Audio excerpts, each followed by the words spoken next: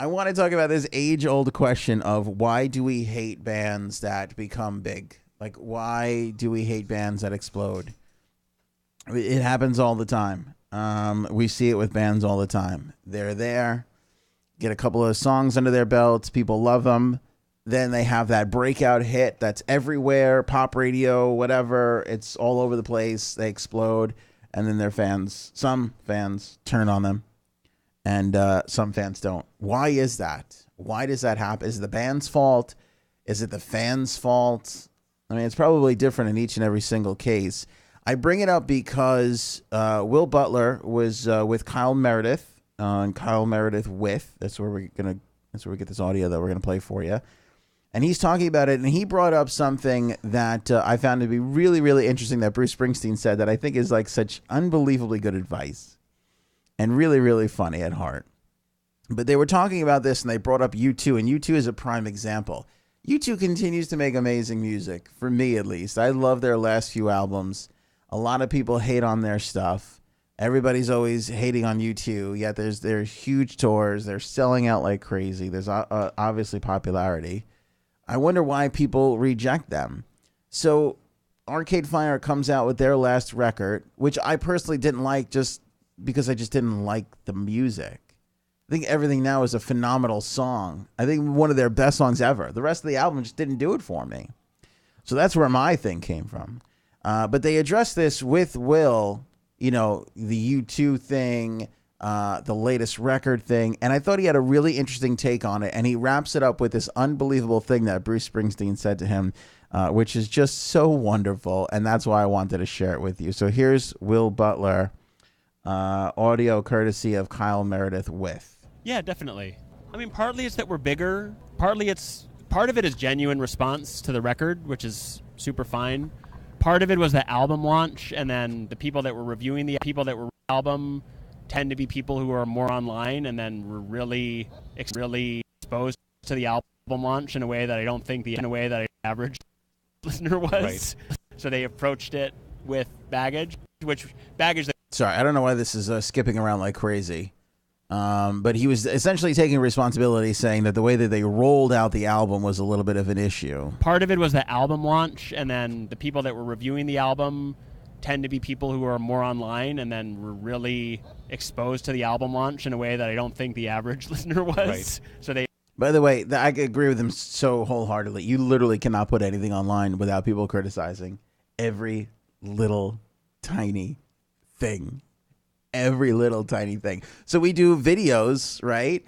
And we have like this nice little set of album covers behind our thing. And somebody complained the other day to me that one of the album things was crooked.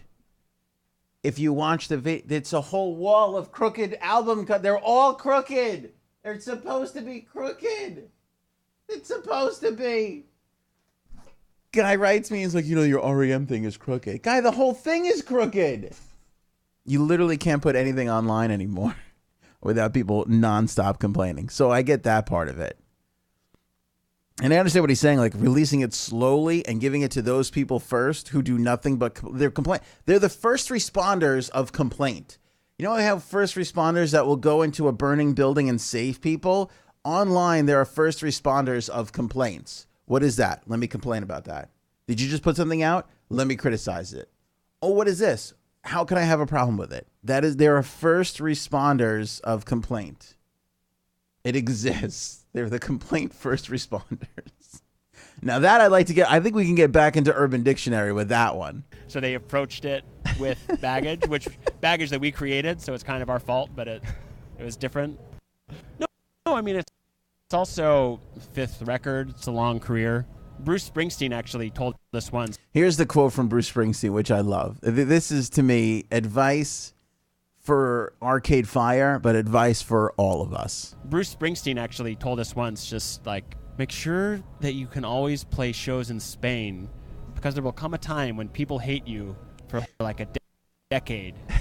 And you can just disappear and go play shows in Spain where people love you, and you'll be in Spain, and you can eat delicious food, and then 10 years after, people will realize that you're really great, and then you go back. You can go back to America. All right, so I don't know why this is our equipment here is all garbled up, but yeah, he goes, make sure you could always play shows in Spain because you could always go to Spain.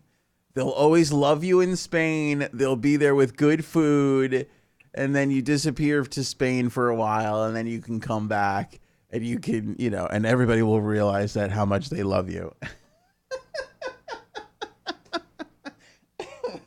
I love this idea that Spain is just a bastion of love for artists that get rejected by the overly complaining people in the rest of the world. Like, don't let it get you down, Will. There's always Spain. They got great food. They'll love you. Make sure you could always go back to Spain and play shows, which is so true. Because when you think about it, everybody from Bruce to Bowie, right? I mean, everybody at some point hits that snag in their career, 5 years, 6 years, 7 years, 8 years, whatever it is, where they literally can't do anything right. One kind of badly reviewed album followed by another one, and then they sort of disappear for a little while. And lo and behold, they were in Spain this whole time. Who knew? For some people it's Germany, I guess, but that idea of like you can go away and there will always be people that love you and then you can come back. And I think that is so true because if you look at the course of these artists that have long careers, I think Coldplay is going through this now. U2 seems to always be going through this since like 85.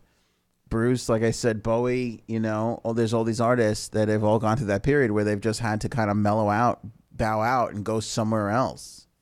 And I wonder why that is. Why is that? I guess in a 20, 25-year career, at some point, you're just going to hit a wall with people, I guess. I don't know. I would love to get your thoughts on that. And I think that's such a lovely thing for Bruce to say to Arcade Fire, to kind of be like, hey, look, you're going to be like me. You're going to be like Bob. You're going to be like Bowie. You're guess what? This wall you're hitting now, it's good because it shows, some longevity there. So I think that was really cool from Bruce to say that. But I just love the idea that he picks Spain. Like, just don't upset Spain.